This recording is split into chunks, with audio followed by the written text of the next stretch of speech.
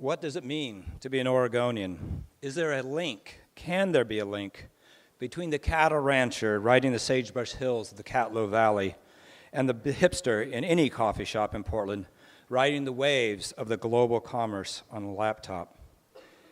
Is there a mysterious something that links people who live beneath the glaciated peaks of the Wallowas, who crowd Highway 217 and I-5 every morning and every evening, or who bravely launch their fishing dories into the pounding surf at Pacific City?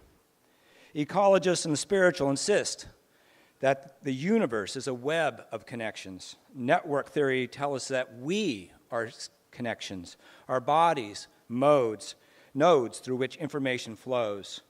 Maybe we can find these connections by asking ourselves, why do I live here?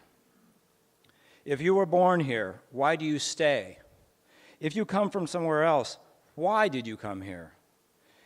There are other places that have or are just as beautiful, with more opportunities, more culture, and richer in history. Adam Davis is a pollster. He's polled in Oregon for 30 years about what is important to them, what values do they hold dear.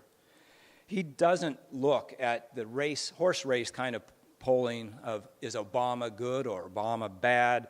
Do you like the Republicans or the Democrats?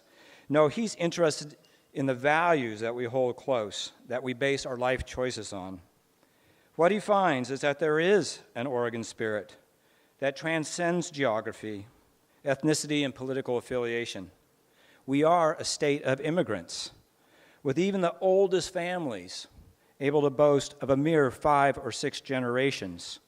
And even our native neighbors arrived only 12,000 years ago or so. We talk of a pioneer spirit, an openness to trying new things, a close connection to the land, and a wonder in its bounty. We Oregonians try new things, whether new business models like microbreweries or new ideas like land use planning. Is there some underlying reason for this? I grew up in the 1960s. As a young man, as a young boy, as a Boy Scout, I would hike the woods and paddle the rivers, but the woods were full of garbage and trash, the rivers full of sewage, the cities, the air was foul and full of smoke and car exhaust. People just threw their trash out the car windows. The world was a big place, and one bottle didn't matter. But Oregon adopted the first mandatory bottle deposit in this country, and it was pushed by a Republican governor and a Republican senator whose actual real job was a dairy farmer who had lost cows because they would eat anything on the ground. I tell a story that once I knew every bicycle commuter in the city of Portland, and that was pretty easy because there were only 5 of us. But then I was told by the city of Portland bicycle coordinator they did a count, and actually I was wrong. There was only 15. Today, about 15,000 people ride their bikes to work every day downtown. In Oregon, the beach is a public good, not a playground for the rich. In 1913, Governor Oswald West declared Oregon's ocean beaches to be public highways to prevent them from being mined and developed. In 1967, a broad public movement protected beach access to the Beach Bill. Oregon's pastoral landscapes and awe-inspiring forests exist today because of that odd conservative streak that values traditional ways of life, like logging and farming, over the get-rich-quick new conservatism. Again, led by Republicans, Oregon adopted the country's first land use planning laws. Our quirkiness extends to beyond preserving traditions, but resurrecting lost traditions of craft and community. We were the first to escape from the bonds of Folgers and restoring the neighborhood cafe as a gathering place with pride in what it served. It took only a small legal change in 1981 that allowed bars to sell the beer they brewed to launch a guerrilla movement to overcome Bud and Coors. There are now 56 breweries in Portland, the most of any city in the world. Yeah. And where do Oregonians come up with these crazy ideas? Maybe it's because we read all the time. Multnomah County Library is the 3rd largest in circulation of the whole country. And Powell's is the largest bookstore west of the Mississippi, offering what Amazon never can.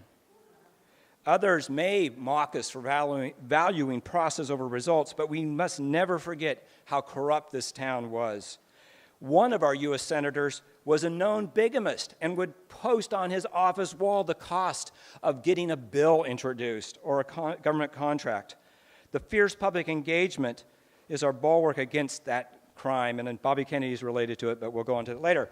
Here is where the connection comes in my mind. When I look for the genesis of this quirky mix of conservatism, commitment to the public sphere, and a ready embrace of innovations, there's one thing that shows up everywhere. It's the tradition of outdoor school, where we send our children away for a week to learn about this place they live in and to become good citizens. But outdoor school is fading away. Less than half the kids in Oregon get outdoor school. We have a new movement starting up that is to restore this incredibly important program for all our kids. That's a place we can be proud to live in, a place that values its traditions, welcomes newcomers and new ideas, and cares deeply for nature and the natural resources that power our economy. It is a source for new innovations that how we live in this world. And as some clever marketeer in a small town in eastern Oregon named Halfway reminds us, there is a time for talk and a time for drink, and now is a time for me to drink. Thank you.